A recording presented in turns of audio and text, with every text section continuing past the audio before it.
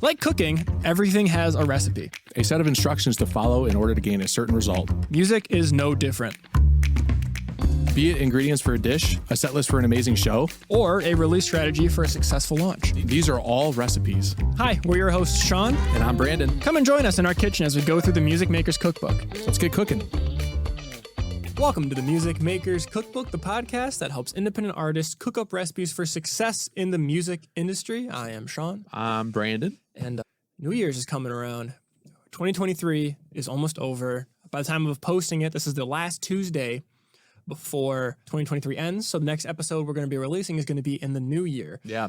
That's cool, but also like, where the fuck did the year go? It went by so fast. Time Always keeps moving does. forward. It always does. It's true. The older you get, the faster it goes. Yeah. Yeah. It's a cliched thing to say, but It is. honestly, it's true. Yeah. Yeah, definitely. You got any big plans, or are you going to be on any plans during the holidays? Since we're recording this a little early, Yeah. so like looking ahead, like the week that this comes out, what are you going to be doing? Because that'll be leading up to New Year's, right? So I'll really be finalizing everything in my new studio location yeah, so that I can just hit the 2024 ground running, try to actually, since I'll be able to record people again, have an actual live room, try to really get people. I haven't recorded a band in like 4 years. wow, that's a long time. Yeah, I've done solo artists, I've done acoustical acts, but I haven't done like a full band in years. I haven't done drums in like 4 years. So I'm really excited. Mainly because space wouldn't allow. Space wouldn't allow volume wise, but now I'll be able to have a place to put the drums in. That'll also be like a new podcast location potentially. Yeah, So yeah. Stay tuned. stay tuned. So we'll see how that all goes. I'm looking forward to it. Yeah, that'll be really cool. I'm looking forward to seeing it and how it turns out, man. Yeah. What about you? You got any plans coming up next year? Nothing huge. Honestly, like not a whole lot, just kind of like keeping going. And that's something that we're going to be kind of tackling, right? It's not going to be like a fresh start or anything. It's just going to keep going with the momentum that we have going. Yeah. I kind of already had my big plans. Like I just got back from New York while recording this. So like this would be 2 weeks ago now. So that was cool. New York City was my first time visiting. So that was a lot of fun. I feel like a changed person. I would definitely go back. I think like being there, I was like, I don't know if I'm ever going to come back because it was so busy, but I think that was just a little bit of culture shock. Probably. Got off the plane, got into rush hour traffic, and then we dropped everything off at the hotel, and it was SantaCon there. So everybody in the city was dressed as Santa bar hopping, and that was a little bit like too much for me, bro. Like you're walking down Fifth Avenue, and everybody's dressed as Santa. Full Santa attire. Oh man, that was brutal. But it was also 60 degrees, so it was super warm out, and everybody was out. So it was a definite culture shock for me because I've never been in a city that busy. I mean, Detroit's busy, right? Flint is kind of no, it's not. But not Grand Rapids like, is busy. It is, but nothing like New York. Yeah. Ann Arbor's busy, but nothing like New York busy. So that was really cool, but definitely life-changing experience. I definitely want to go back. It'd be really fun. Only got to spend a little bit of time there, but yeah, it was cool though. So that was like my big plan for the end of the year, and it's already passed. Now I'm just moving on to. You got nothing. I got nothing, dude. Nothing in the chamber right now. So we've got this podcast. that's pretty cool. Yeah. I look forward to it every Wednesday. That's my 2020. Well, we record on Wednesdays. We record on Wednesday. Yeah. That's my main 2024 event activity that's happening next year. Just kind of keeping this ball rolling. Yeah, and definitely. growing it. Yeah, just remaining consistent with it. Yeah. I'm proud of us so far. We've done really well. Yeah. We've done really well. We've been very consistent with the podcast, mostly consistent with episodes. But yeah, we're going to keep posting stuff out like that. So thanks for tuning in, checking out. If this is your first episode, thank you for coming in and listening to us and checking us out. We got a really awesome recipe for you guys today. Some good, awesome book recommendations that will help set off 2024 right. If you've been listening to us in the past, thanks for coming back. We really appreciate you checking us out week after week. And, checking us out on all of our social media platforms for our shorts and our Instagram content and more specific things depending on what platform you're watching us on. But yeah, and if you haven't noticed, if you're a listener or a viewer of the YouTube episodes, then you might have noticed our book pile has grown a little bit this week. Keeps getting bigger. Last week I was supposed to bring more books, and the week after I was supposed to bring more books, and I forgot. And then Sean texted me by 10:30 last night, and he said, "Don't forget books." I said, "Oh, that's a good idea." So I pulled them out before I went to bed and laid them out. So now we have more books here. We actually have more books than this, believe it or not. We have books there's back some there. hidden. There's some over here. So yeah, we're like a library here today. And I brought some books. Yeah, So. but that's the point of the episode today, right? That's Pretty one of much. the points of the episode. So It's very fitting. Maybe by the end of it, we'll stack them up. I don't know. Maybe. Yeah, we'll see how cute we want to be. Make a giant Jenga book Exactly. Book pile. Yeah. But yeah, let us know what you guys have planned for 2024 for your music careers and whatnot in the comments below. And if you're going to be reading any of these books or you've read any of these books, also let us know which ones you've liked, or if you have any other recommendations that have helped you along your musical journey that you want to throw in for consideration. We'll definitely read them, put them out there so other artists could read them and get value from them. Absolutely. But I mean, with that, you kind of want to dive in. Yeah, let's do it. All right. Before we even get to books. Yeah, we got to talk about New Year's. Yeah. Yeah, New Year's is coming up. We got one big question we got to ask, and that is, should you set a New Year's resolution at all? What are your thoughts on New Year's resolutions? I don't. I used to when I was like maybe younger, just because like that's what I was told to do by a lot of people. You got to have a New Year's resolution, and it can be fun, and you can stick with a resolution. There's nothing saying that you have to drop it like that. Sean in the chair, but most of the time they're wishy-washy goals, right? Like you don't always stick with. Sometimes you do, but most of the time they're pretty much just dropped by the wayside. I think I saw something, maybe you told me this, but it's like Planet Fitness's like biggest month of the year, because it's like everybody has a New Year's resolution to go lose weight, go get into shape, and then by February they're like the people aren't attending that anymore or whatever it is. So personally for me, I don't like setting New Year's resolutions. I feel like it actually inhibits a little bit of momentum that you have coming out of the past year into this year. And like, I think the motivational fuel like burns out way faster with a New Year's resolution that's not very hardcore set in stone. So. Well, you brought up the gym thing, and I pulled up the statistics to like really does represent exactly what we're talking about. Yeah. About 12.5% of all gym memberships, new memberships, take place in January. But around 80% of those new gym memberships who join in January quit within 5 months. Wow. So yeah, I mean, like that really illustrates that point. Yeah, exactly. You have a very big jump, very big spike in the beginning of the year, and then you slowly taper off as the year progresses. Yeah. Which is not really what you want to do with a goal, unless you achieve that goal somehow within 3 months or something. I guess you could make an argument for it, but. Well, here's where you're talking about the time-bound aspect of it. I feel like if you do want to make a New Year's resolution, there's a way to go about it that can segment it where it is more achievable. It's more of a year-long process with actionable steps that don't leave you to be like lost in motivation, not interested anymore, go past it, get lethargic towards or whatnot. Yep. And that would be to kind of incorporate SMART goals into your New Year's resolution.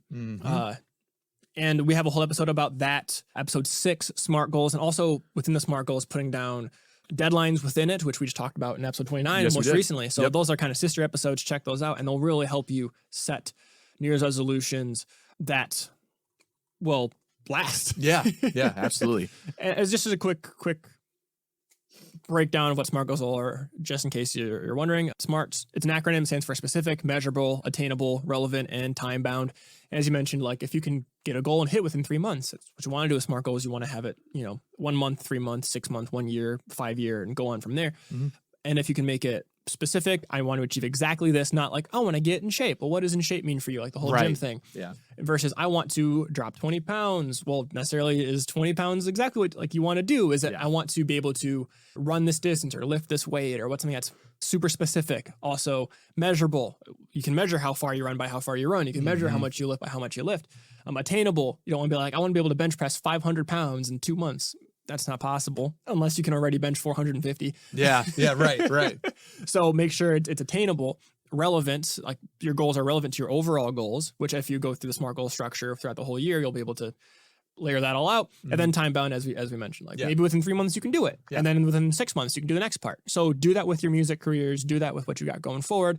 That's the best way to have a New Year's resolution is to do the SMART goals. So check out those episodes for more in depth. And if you want to frame it as a New Year's resolution, I think at that point you can, especially if you follow that hierarchy that Sean just outlined. Yeah. I do think though that this is actually a good time though to explore something new within the new year. So not maybe like as goal setting, but if you want to explore new things, this might be a good time to jump off. Like these companies typically have sales that will save you some money, that if you're interested in doing something different, you can probably venture into it a little bit easier. It'll be a little bit easier on the pocket too.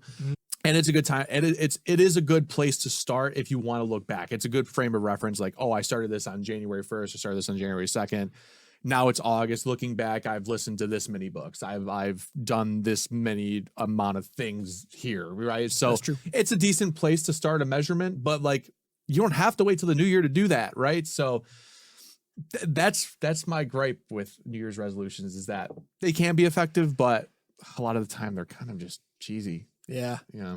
Well, and most of the time, I'm not even going to say cheesy. Most of the time, they're just very non-specific. Yeah. Yeah. So Better way to say it. yeah, you can start goals anytime, but there is a whole culture push to new year, new me, new thing. Absolutely. So, I mean, while that motivation isn't going to last the whole time, and as Brandon mentioned we'll talk about it more about riding momentum that you currently have, use that momentum at the time to at least implement something that is more structured that you will follow through with. SMART goal framework's a great way to do that. Absolutely. Absolutely. Yeah. Do you have any ideas with like something new that people could try at the beginning of the year that you might recommend yourself? If you haven't before, I would recommend maybe trying into recording your own demos. Get like do some research on how to get better recordings on your end, help you be more efficient when you go in the studio or send demos to other people to collaborate or whatnot. That's a good thing to try. That's completely new. Maybe try new ways of like creating your music. There's a bunch of products and research and like things out there that can really change the sound of the instruments you already have. For example, I recently got this shock absorber attachment that's meant to go on tennis rackets, but when you put it on a guitar, on the strings near the bridge, it sounds like a rubber bridge acoustic. Okay.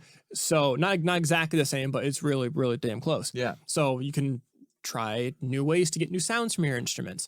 That could be a fun thing to experiment with. And especially if you already have the instruments, sometimes you don't even have to spend any money with it. Just play around. Yeah. Try new tunings. That's something I'm going to be trying next year. Yeah. Sean's going to be trying a cool new tuning that I showed him. Yeah. So all those kinds of things are things you can just really try to experiment with that so relate to what you're doing and don't necessarily cost a whole bunch up front or anything like that. Exactly. So that's kind of what I would say. Yeah. I would add on to that, like maybe some new routines if you wanted to try to implement something, wake up a little bit earlier, get a workout in, eat or have more time to cook a better breakfast, whatever the case may be, right?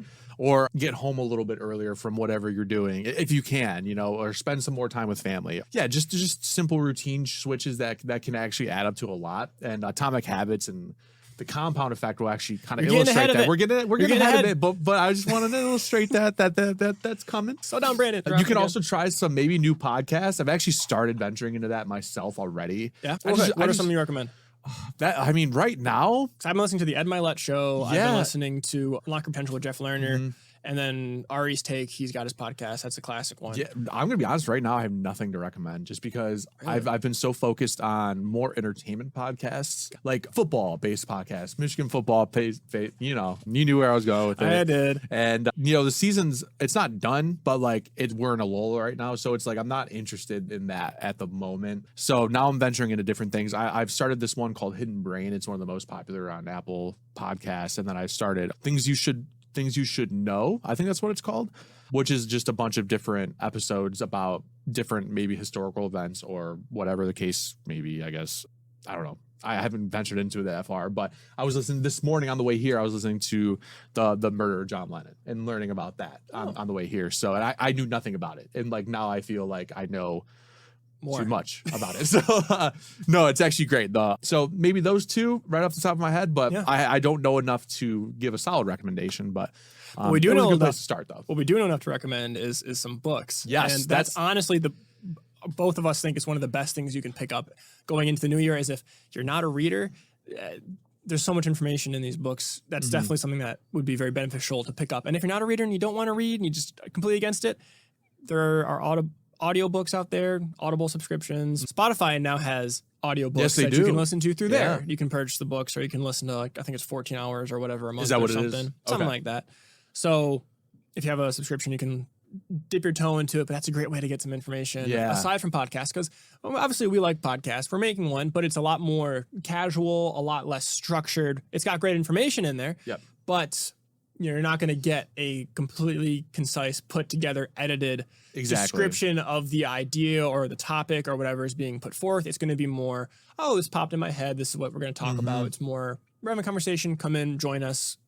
Very surface level information, Absolutely. not as deep of a dive as books are going to get. Definitely. So, yeah, great way to frame it, honestly. So with that, we have some book recommendations. Which you were just slightly behind me because you said Jinx. We kind of had like at least like a 80 millisecond delay on that. Yeah. That was kind of cool, like a slapback. If I panned it in editing, it would be just like a full stereo. I'm not going to do maybe that. Get a little bit of Haas effect on that, Yeah. so it sounds nice and wide and stereo, even though it's fake. I'm not doing that. I hate the Haas effect, by the way. I hate it. You never use it? I do sometimes, but very specific situations. Yeah. When people are like, "Oh, space your guitars out," like I'm like, no, don't, like, do not do that in front of me because I will roast you. Like, you have to just double track guitars at that point. Depending. Sean, Depending. I'm very full stance about this. We'll have a fun conversation. We'll have a whole conversation about that.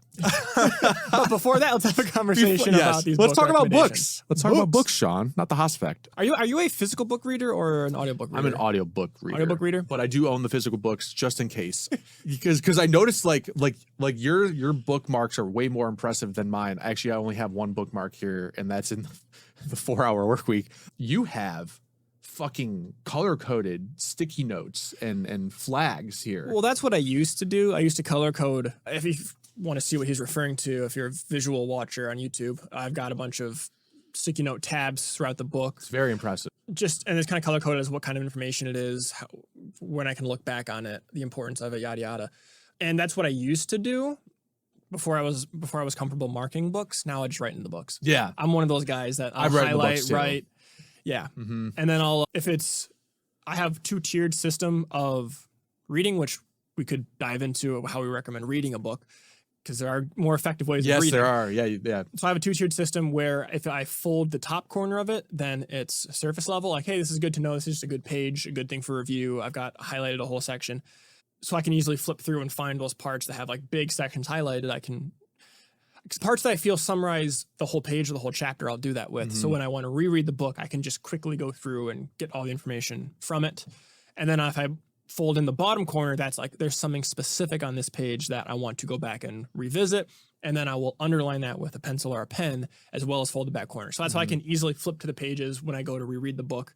And that's how I highlight it to structure. This is of broad importance. This is of specific importance. Yeah. So are you more of a reader or are you more of a listener then?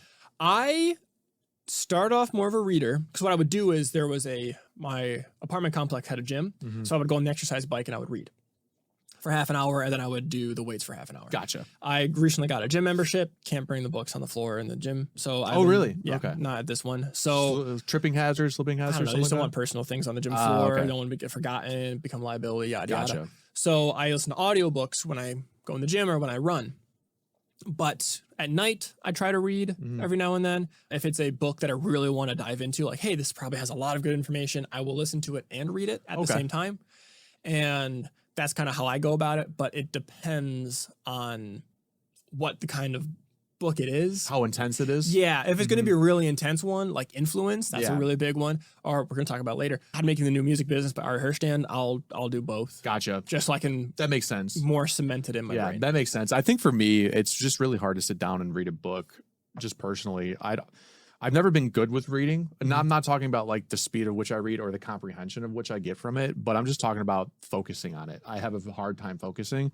I've never been diagnosed with ADD, ADHD, so I'm not going to sit here and self-diagnose myself, but I just very easily focus on other things very quickly, and it's hard for me to like really immerse myself into a book. Even in college, I was terrible with it. I had to learn how to kind of get around that and get like crucial pieces of information out of something so I could actually get a decent grade and learn something from the book, because there was a lot of reading involved. So that's why I'm more of an auditory listener at this point. And plus it's like a little bit more convenient because you can do it on the road. So you're actually doing 2 activities. You're getting somewhere where you need to go and you're learning something on the way, but that also requires you to pay much more closer attention, because you can't sit there and you can't highlight and you can't write down key concepts, which you can bookmark stuff in the Audible app, but if you're driving, that makes it really, really difficult to do. And then also reminding yourself to kind of go back and re-listen to a certain topic on there is a little bit more cumbersome. So I would love to get more into physical copies of books just for that alone, and just being able to go back and recall something on the spot. So there's this kind of, I've seen it around all the time. I think it's more of a myth than an actual study, but it kind of lists how much information you retain versus how you consume it. And the basic structure of it is like if it's a lecture, if you just hear it, you retain about 5% of the information. If you are reading it, then it's about 10% of the information you are able to retain. If it's audio visual, like a video or like a documentary or something, you retain about 20% is what it says. If it's demonstration, so if someone like shows you how it works and whatnot and actually applies it in front of you, that's about 30% you retain. If you're discussing in a group, like you're all talking about it, bringing forth what you think of it and working with other people to break it down, you retain about 50%. If you're doing it and practicing it, you retain about 75%. And then if you're teaching it to others, about 90%. Yeah. Is kind of how it structures of, if you really want to learn it, this is how you segment it within your memory. Yeah. So Audible and like reading these audiobooks, it is only 5%. So you'll get good information from it, but you might have to listen to it a couple of times. And that's why a lot of times on podcasts, especially like ours as well, you see the people saying the same things over and over again. And after a while, I'm like, yeah, no, you said that already. Whatever, I get it. But that's because we've said it multiple times. That's part of the reason of repetition. Also, that's the reason of repetition in music. There's a reason the choruses are the same. You know, repeat stuff, repeat stuff, repeat stuff. It gets stuck in someone's head. That's how you retain. The same thing that happens with songs is kind of how you interpret information as well. Absolutely. So, just wanted to throw that in. Yeah, no, that's great. That's great. And honestly, it kind of like really emphasizes that point of like, you're going to have to go back and re-listen to some of these if you're going to be using Audible at any time, because like you will miss stuff along the way. Your mind will drift along the way. I mean, even when I was on the plane, like this past weekend, my mind was drifting away from the book. And I was like, I have to go back at least a minute now because I wasn't paying attention, right?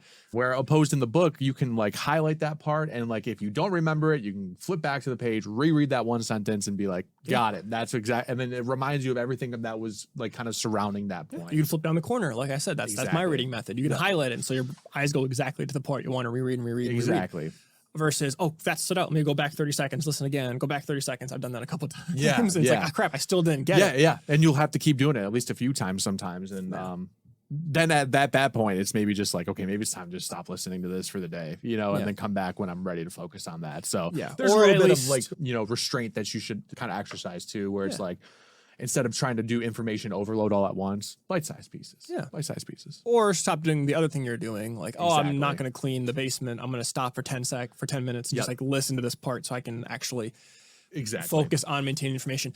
That's why, you know, taking notes is fantastic. If you're listening and writing down and putting it into your own words, that's such a good way to solidify the information. We were always taught that in school and we never listened, but it's the truth. It's the truth, unfortunately. So I actually taught some actual information in school. That is shocking. I know, right? Bizarre. What? You wouldn't think. You would not think. A place for education educates. Sometimes. That sounds suspicious, Sean. I don't know. I love how we're 25 minutes into this and we haven't dropped a single book. No books yet. And the episode of this, if you've read the episode title, it's literally called New Year, New Cookbooks. Yeah. And we've gone for half of our average episode length without going into cookbooks. And we've got 10 books to talk about. So, so what want to talk about besides books? Spaghetti? No. Okay. Let's get into the book, shall we? Yes. You want to get in the books? Start off, Brandon. I swear to God. All right, for the first book. I'm just trying to prolong this as much as possible. I'm so sorry.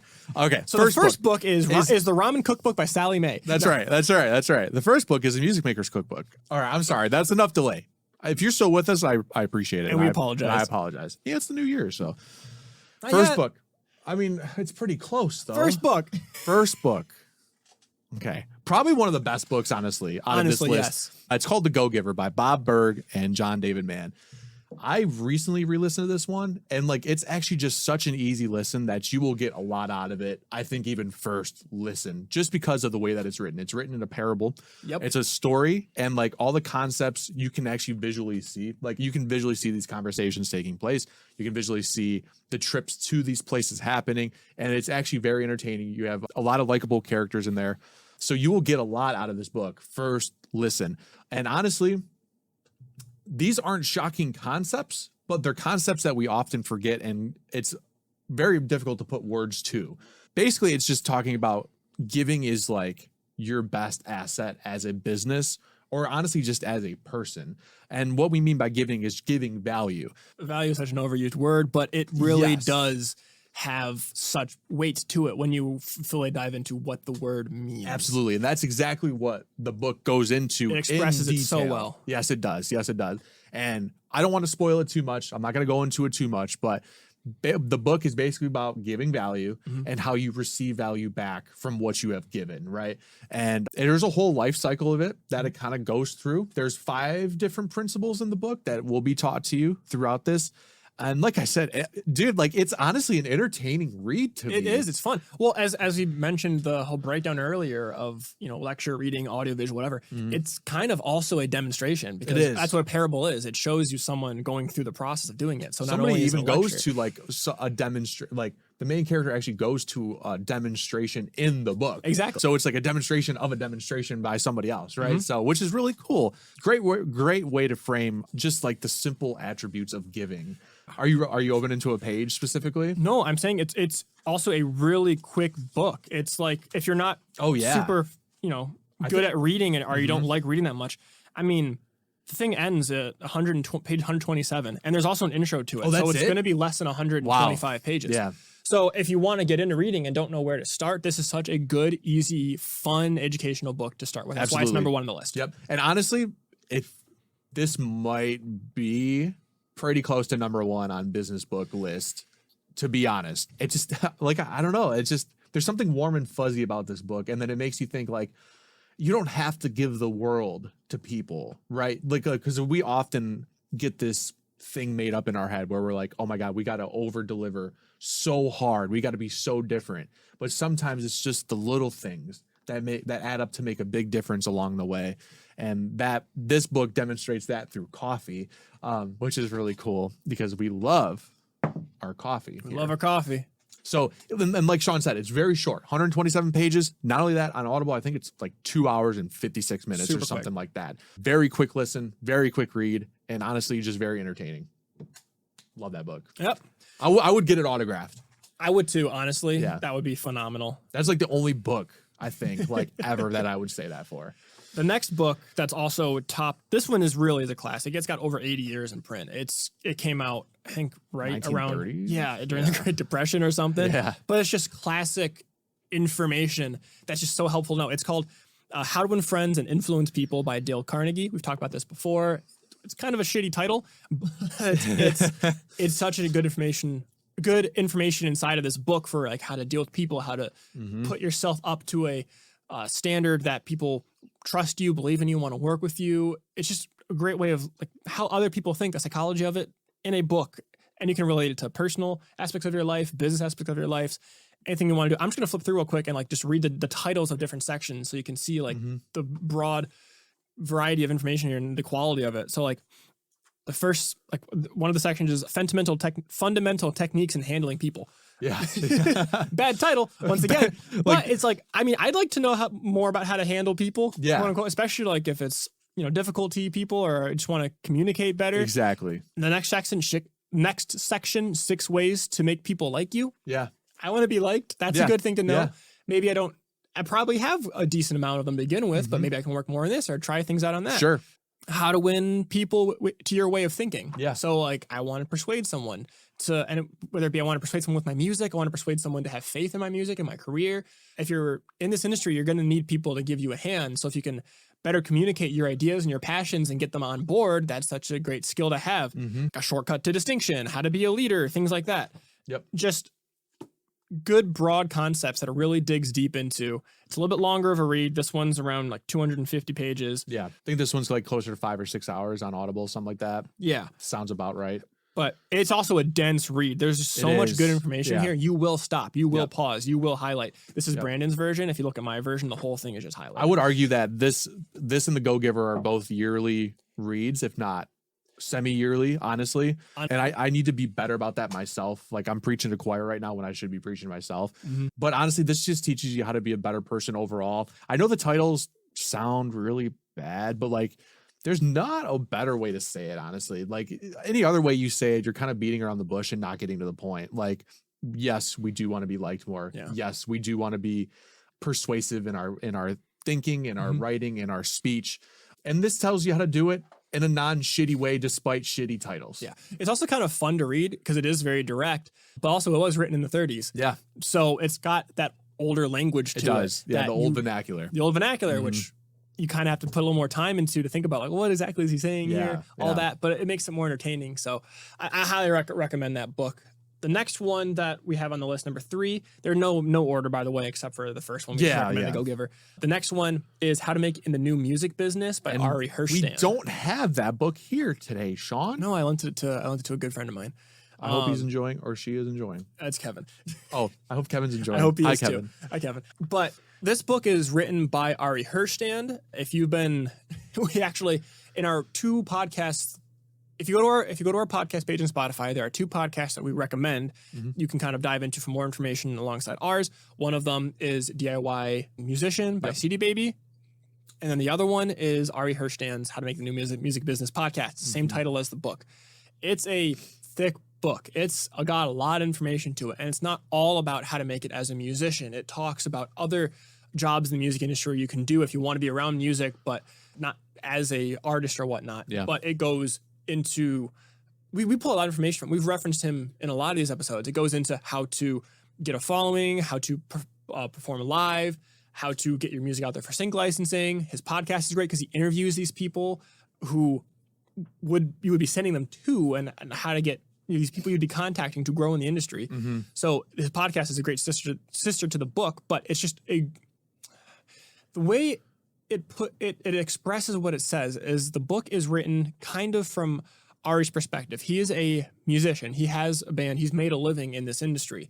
And his whole thing is, what does it take to make it in the new music business, regardless of what your goals are? It's different for everybody. So these are all the facets that he's seen, he's observed, he's talked to that work to make it in this industry. And this is the 3rd edition that just came out a year ago. So it's got some new information. It talks about, people who've made it with TikTok, people who've made it on YouTube, people who have done it independent versus signed by a label, people who have, done composing for TV shows and whatnot. So it's broad, but also has great information. He also dives in to about the different hubs in the US of music production, be it LA, New York, and Nashville, and the positives of each. And he has a list of venues in each location of places you can hit up as you go along your journey in these locations. So it's just a very thick read, very dense book, but it's got some great information and it breaks things down to quite a legible level. Yeah.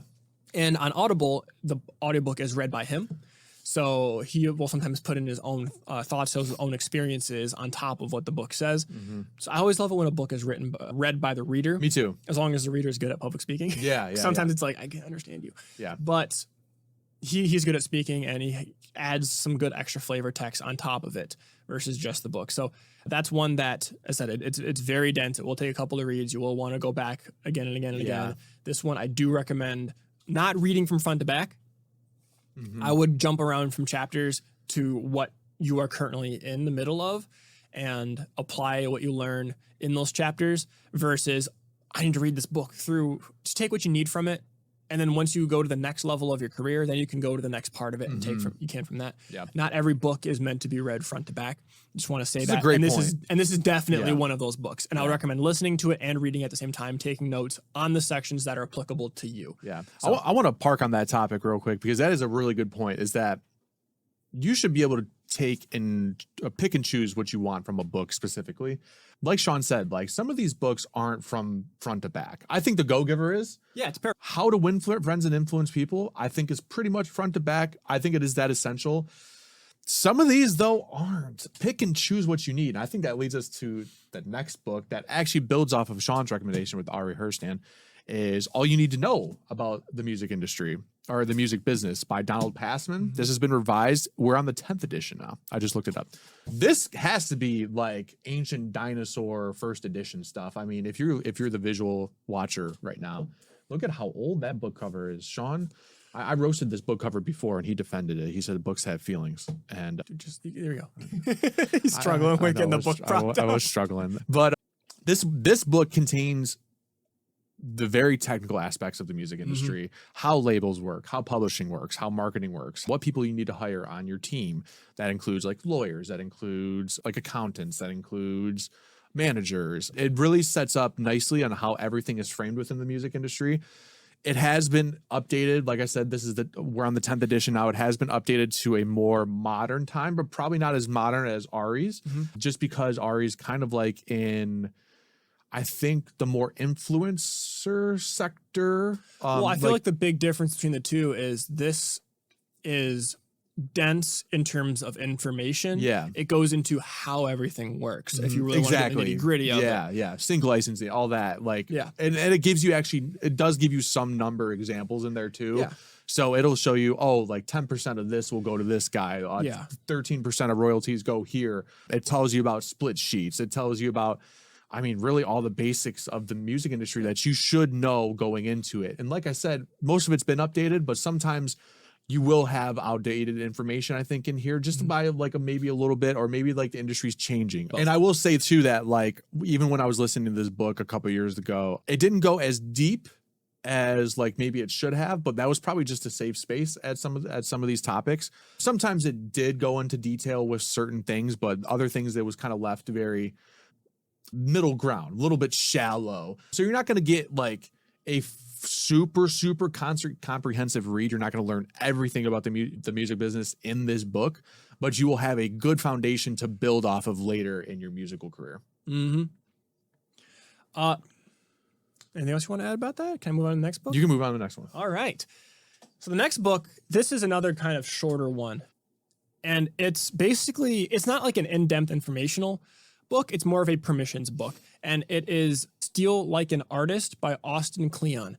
This is one, once again, I wouldn't say this one's a front to back read. This is a go to it every now and then, pick it apart, look at it. And it talks about the whole thing of how like musicians are inspired by each other. We take from what exists and add our own flavor to it, because it's not very much is truly original in music anymore. We have a certain chord structure. We have a certain layout. We have the verse, pre-chorus, chorus, verse, pre-chorus, chorus, bridge, chorus. That's kind of how things are structured.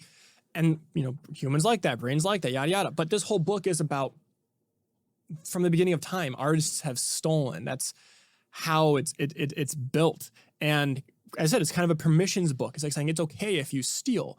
I'm using the word steal, and I obviously don't want to like take a sample directly from a song, because then you don't plagiarism. Plagiarism is different. You don't want to take a sample directly from a song that you don't own anything the rights of at all, because then if you gets big, you can end up paying massive bucks, massive fees forever too. Exactly. So be careful with that. But in terms of like inspiration and creating your song, and also throughout your career, you can steal what other artists have done to stand out and incorporate it in your own way. You can take information, and that's basically a lot of what we do. The recipes we talk about are recipes that have been done before that you can now incorporate into your own music journey. When we talk about differentiating yourself, making, niching down, making eras basically of how, including your fashion, your music, like the way you incorporate stuff on stage and throughout your music, the whole process, these exist because they've worked in the past, and you can take what you want and leave what you don't, but steal what works and implement it. And this book just goes through all the ways, that you can kind of steal the history of it. Then it says it's okay to do that. Yeah. Never feel like you have to be completely unique just because it's done before. You can't do it. If you want to do it, do it. Yeah. So if you can reinvent the wheel, do it. Right. But at the same time, you just be unique enough, right? Yeah. And steal appropriately. Yeah. Appropriately. I've never read that book, so that's going to be on my list, actually. It's not a very long one, and it's not like a normal book where the whole page is, covered with text. There's something in there? There's a join the fight, stay safe today. What is that? Is that a business card? It is a business card. For what?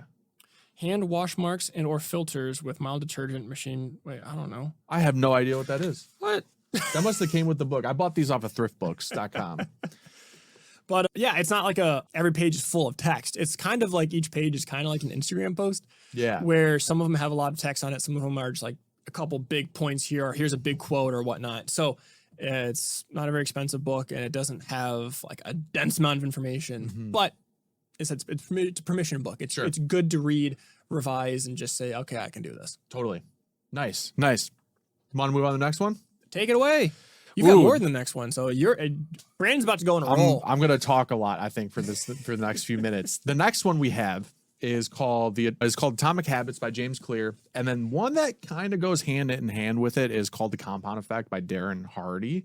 These two are pretty similar in the way that they're kind of based. It's like small changes add up to make a big result in the end, and like what we mean by that is like small 1-minute things you can do every day in your life that add up to make a big result later on. So like it's a compounding effect. I hate using the title of something in its definition, but it compounds over time to give you a bigger result at the end. So for example, if you start walking for 5 minutes a day, and then you do that, until you slightly increase it per day, right? And then you're all of a sudden you're doing it 30 minutes a day, and you're not biting off too much at the beginning so that you burn out. So this is actually a great book for New Year's.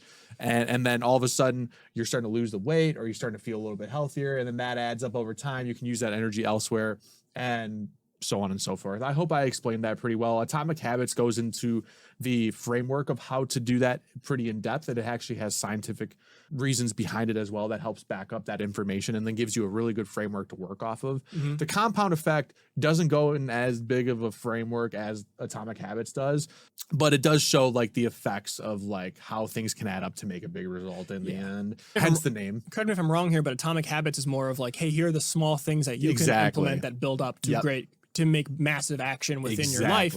Whereas the compounding effect is like, hey, this is a law that exists in the world. If you can take advantage of it, man, it'll blow up. Like for a quick example of what the compound effect is, let's say you've got 10 fans, and every month it grows by 1%. One of your friends tell, like one of those 1% of those people tell somebody else to do it. Well, from month 1 to 2, it goes from 10 to 11, 11 to 12, whatever.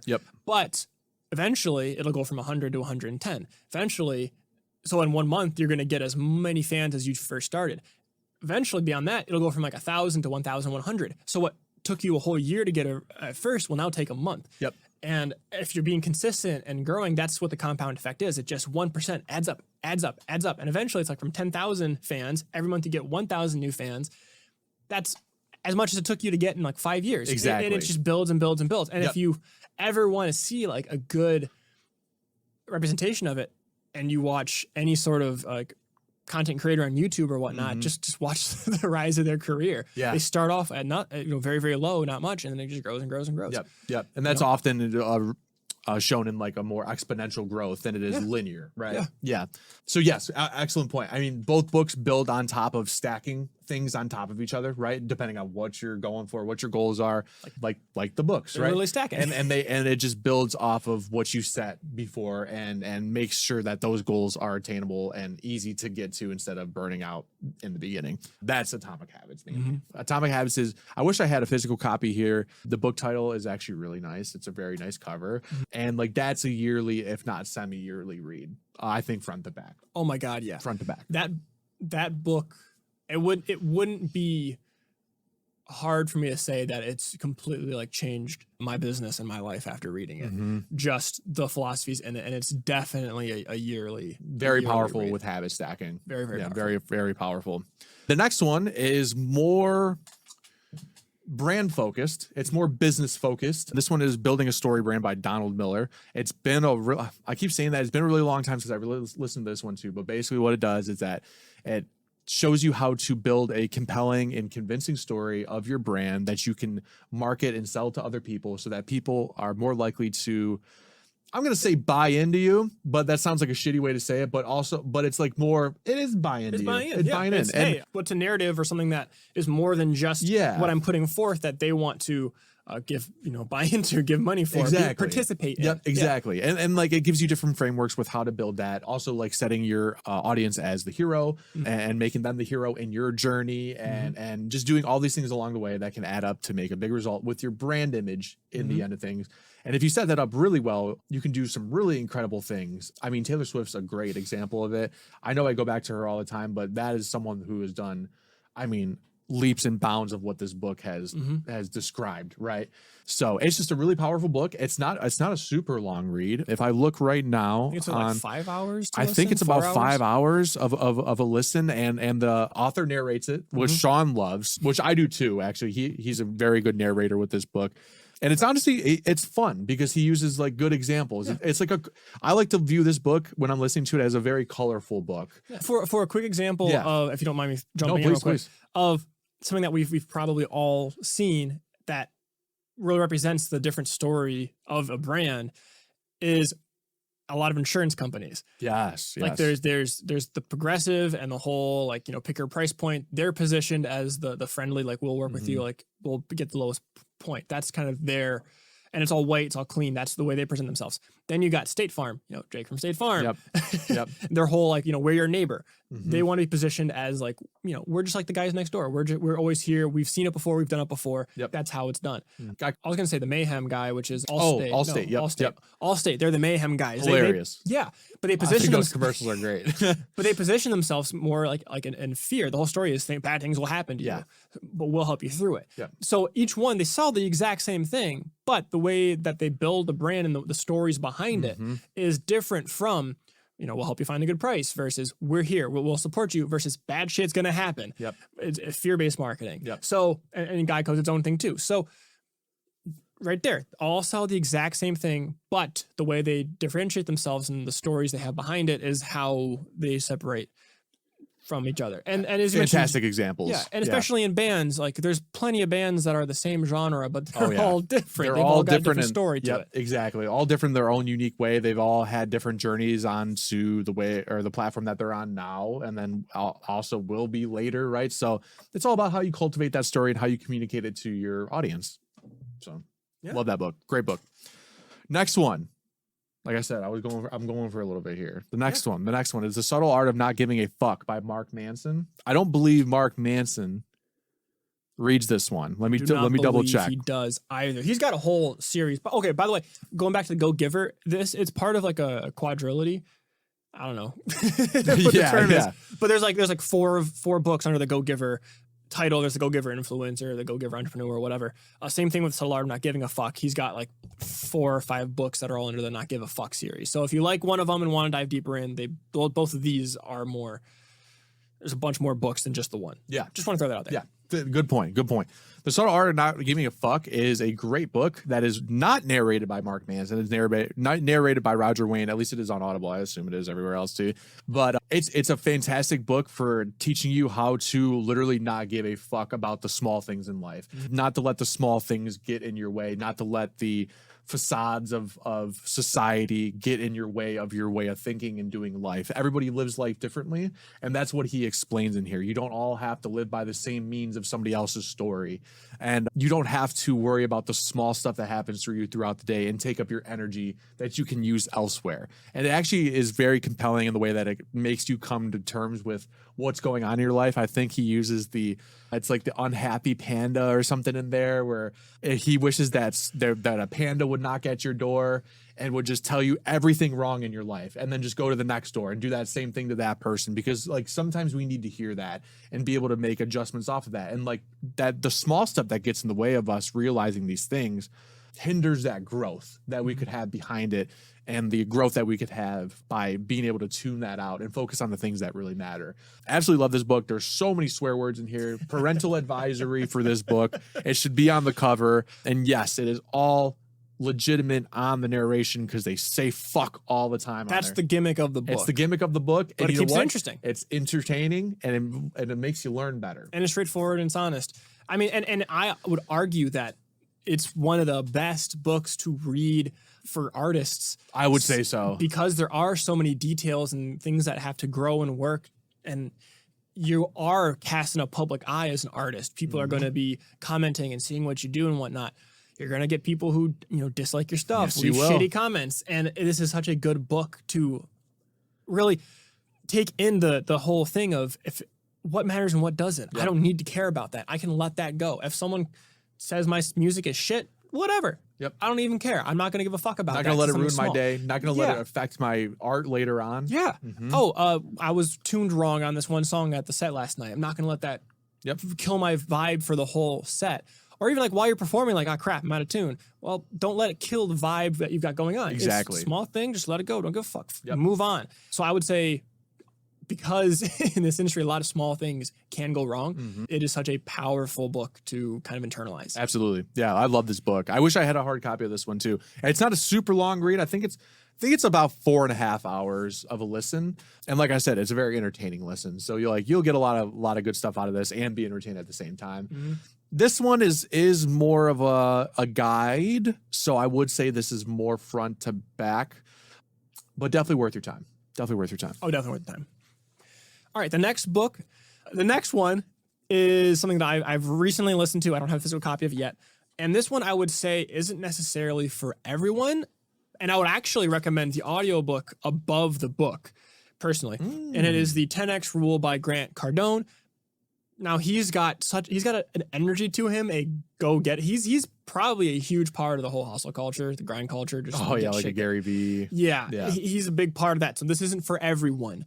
But those guys scare me sometimes, and they make me feel bad sometimes. Yeah. So, but the reason I recommend the audiobook is because when he actually fully believes in what he does, you can tell when he talks, there is such energy behind the way he talks. Yeah. It is such a motivational book to listen to just because it's him reading it. It's another one where he reads the book and he puts in a lot of stuff that's not in the book. So you get a bunch of flavor text, a bunch of stories and breakdowns throughout the whole listen that you wouldn't necessarily get if you were just reading it. Now, what the 10X rule is, we've talked about it briefly before, it's the philosophy of setting your goals higher than what you've currently got them at. Like if your goal is to get 500 fans by the end of the year, multiply that by 10. Shoot for 5,000 fans by the end of the year, because if you aim for 500, you will do what you think needs to be done to get 500, and if you fall short, you have like 400 fans. Whereas if you aim for 5,000, you'll do what you think you need to do. Well, if you actually do it, what you think you need to do to get 5,000, even if you fall short, you're probably multiple times higher than your original goal of 500. And it's also the philosophy of, hey, it's going to take a lot of work, a lot more work than you think. So be prepared that you have to take action when you do have these goals. So that's what the whole book is about. And at the end of the book, he goes through like 30 traits of the successful people. So those are other things. That's a good wrap up at the end. You can see what you do, what you think makes sense to you and you want to implement moving forward. But just listening to it, it really just fills you with energy. And it's honestly a good philosophy. And I've tried to implement it in this podcast specifically. About 2 months ago, I was like, man, I want all my social media platforms to have like 50 followers by the end of the year. Was the initial goal. And I'm like, fuck it. I've got a month and a half, 2 months. I'm just going to 10X. I'm going to make for 500. Now, for some of them, we've still below 50. Like Instagram thinks at 47 right now. YouTube's at 31. But like TikTok blew up. Now we're at 800. Yeah. So because I was thinking, okay, if I got to make 500 fans, I have to post something consistently every day, multiple times a day. So every day, for the most part, unless some stuff happens, but for the most part, there are 2 shorts posted every day on TikTok and YouTube. I'll probably have just done one with my initial goal, but I'm posting twice a day. On Instagram, every day is not only a short, but also a post that either breaks down a past episode, puts forward new information, introduces like you to us, or like has interaction in it.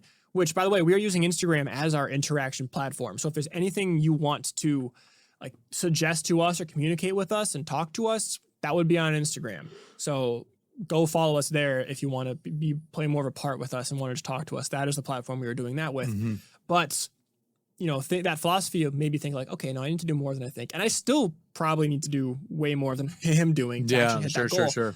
But I don't think that video would have exploded the way it did if I didn't have that, hey, I want to grow this much on our social platforms. Sure. By posting every day, multiple times. Yeah. So. Yeah. I like it. It's a great book. I haven't read it. I recommend listening to it. I think it's free. Free on Audible right now. It's free on Audible right now. Yeah. Download it right now if you haven't. I haven't, but it's on my... Actually, no, it's in my library now. Okay, cool. Yeah, so I You did download it. Yeah. Great. The last book I'm going to talk about is The 7 Habits of Highly Productive People by Stephen R. Covey. Don't throw the book. It's a good book. I wasn't going to. By the way, the Compound Effect is also free on Audible. At least it was at some point. That's how I listened to it for free. Nice. Yep. So the last book we're going to talk about is The 7 Habits of Highly Effective People by Stephen R. Covey. It's another really dense read. All the books I brought up are not all of them, most of them are very dense. I like the simple books. Yeah. This is one that I highly recommend, but it's number 10 on the list because I think there are definitely other books you need to read first before diving into this one. I read this book probably too early because of how it's an action book. It's you read it, you try to apply it. Gotcha. So, and the things that tells you to apply it, like it's not a first read, like I'm just getting into this, I want to read this book so like I can start applying these things. Yeah. It's like you need to have a more understandable thought process of just what it is in general, be more dedicated to personal development and putting in the work and all that stuff, because what's in here is phenomenal information, but it's layered, and it talks about, it's got some pretty dense language too. So to kind of quickly break down what the 7 habits are, so you can kind of have an idea of what it is before going into it. And these are structured in order. So you want to do habit 1 before you move on to habit 2. It's kind of got a hierarchy to it. The first one is being proactive. It's taking the time and the forethought to act what you can control before it gets to that point. Control your sphere of influence is how he phrases it. The things that you can actually make a difference to, take the time to plan them out and do it before you're just reacting to something. Be proactive and take care of it beforehand. Mm-hmm. Second habit is begin with the end in mind. And I talked about this during the SMART goals episode. Yes, yeah. And how like when building goals, it's good to start with the end in mind and figure out how you'd get there. This is a good problem solving thing for anything you want to do. Start with what the end goal is and work your way backwards to how would I go about achieving this. The habit 3 is put first things first. It's prioritizing, something that I don't always do, something that Brandon's a lot better at doing than I am. Well, we talked about motivation and discipline, and Brandon's got more of discipline in the studio than I do. I'm actually incorporating a lot of the things that you talked about, which have been helpful, like especially like the getting revisions done first. Yeah. Because you've already communicated, they're high priority, and also when you finish them off, it just motivates you for the rest of the day. Indeed. That's the first thing first, and he talks about how to break that down into what's really important and what's not. Habit 4 is think win-win. So it's not like win-lose. It's not lose-win. You can both win. It's not like that's when sales can feel kind of grimy, where it's like, I'm trying to get one over you. You're going to pay me a lot of money for this thing that's not worth that money because I'm, a greedy salesman or whatever. Yep. In pretty much every situation, there is a win-win. Yeah. For like, if you're trying to get in a ticket and like, we'll work with you, but only if, we're the headliner band and you're the opening one. Well, that's, you can make that into a win-win situation. Yep, absolutely. Depending on what you do and yada, yada, yada. Go-Giver also goes into that too. Exactly. Collaboration is a big thing. And that's why I recommend reading it towards the end, because Go-Giver will start mentioning these concepts and this really dives more into it. Habit 5, seek first to understand, then to be understood. And it's kind of like listen before you talk. It's a really important one. Yeah, because if you can fully understand them, make them feel heard, and communicate that you understand them, they will be more open to your position on it. So if there's any sort of beef within your band, or think like drama going on with venue owners, or anything you've got going on out there, if you can understand their position and express that you understand from their position and tell you why you're thinking your way and how it's a solution to it potentially, that's just a great way to think about it. Habit 6 is synergize. That's a big thing in business right now, synergy, but just developing innovative solutions that leverage differences, really business technical terms, but just being creative is really what it falls down to. And being creative with the people that you work well with, which in your band, you definitely should work well with. So how can you hopefully work? Yeah. So how can you work with them, be creative, solve the problems, work together. And then the last one, the habit 7 is called sharpen the saw. It's all about like increasing motivation, energy, work-life balance, all that, making time for renewing activities. We talk about that in our episode about the seasons, how a rest season is incredibly important. We talk about it in the burnout episode about like how to keep the ball rolling, staying motivated versus discipline, things you can put in, stuff you can train yourself with to keep going.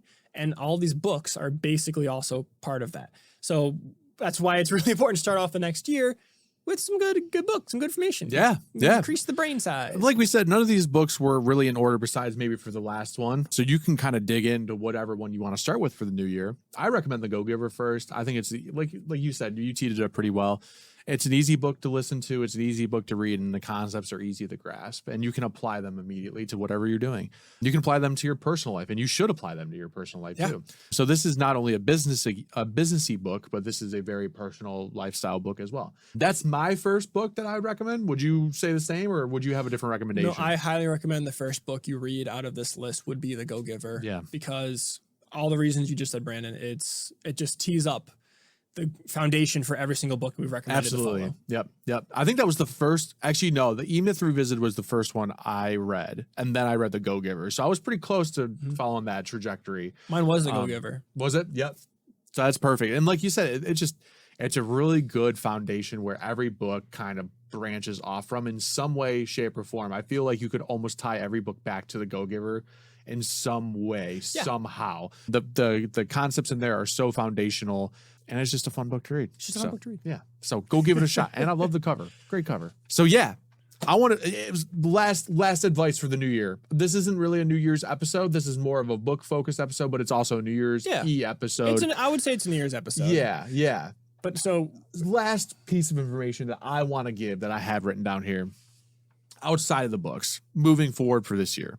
Something I like to think about the new year nowadays is that don't treat the new year as a momentum equalizer. If you had a bad year the previous year, it's not going to get better all of a sudden just because the date changes. If you had a great year the previous year, it's not going to continue just because the date changes, or it's going to stop because the date changes. Mm-hmm.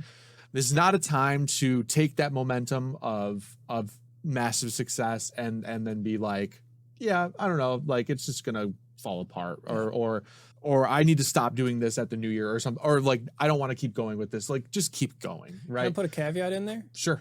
Correct. It's not going to change all of a sudden because of it's a new year, unless you take the mindset of it's up to me. Yes, and take absolutely full accountability for it. And so that's especially if it's negative, right? The year before. Yes. Yeah, absolutely. Because if you had a shitty year, it's up to you to turn it around. And New Year's can motivate you to turn it around. Absolutely. But that's up to you. It's not magically going to be an equalizer, like you said. Yep. And if last year was a great year, like, okay, cool, it's just going to extend next year. I can just take it easy. No, it's up to you to maintain it the next year. Great way to illustrate the point. I was going down a whole that I don't think was going to make sense. So I'm glad you said that, because that's exactly what I was trying to illustrate right there. It's up to you. It's up to you. Only you can prevent forest fires. Don't let the date be an illusion, like how so many other people let the date be an illusion. New year, new me. New year, new me. Just keep going, right? Like the date's great. And if you want to implement some of these new things, like we talked about in the beginning, I think it's a good place to branch off from. But what you're already doing, keep doing it, or change it if it's negative, right? Use the momentum to make lasting change. Exactly. Great way to say it. Great way to say it.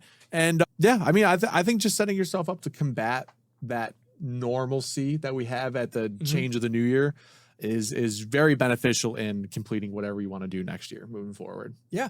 Be smart. We're going to 2024. It's a whole new year, which does mean it's a new season of opportunity. Absolutely. A lot of things do reset. Quarters reset. Yep. Doesn't wipe anything past clean. Yep. You have to be accountable. It's up to you. Absolutely. But it is a new year. So use that energy that is just in society. Everyone is excited in a new year because, there is something exciting about the number going forward. There is. Yeah. Absolutely. Now, there's also something depressing about it too, depending on how you're looking at it. Yeah. It's true. Once again, that's also up to you how you want to take it. So use this episode, use these books, use this knowledge, use episode 6 with SMART goals, and set yourself up to actually follow through in the new year. Be prepared. Don't treat it like 99% of people does. Join a gym and then quit 5 months later. You know better than that now. Yes, at least I hope you do. I hope you do. If not, listen to this again. Yeah. Please. Most importantly, though, I wish everybody a happy new year. Yeah. And I hope that you have momentous success in your 2024, whatever that looks like for you, whether it's through wealth, it's through family, it's through health. It doesn't matter. Maybe it's through all three. That'd be fantastic. That'd be beautiful. I hope that for you very much. And I hope you have a great 2024 moving ahead. And I hope you had a good 2023. This was a big year for us, I think, just by starting the podcast.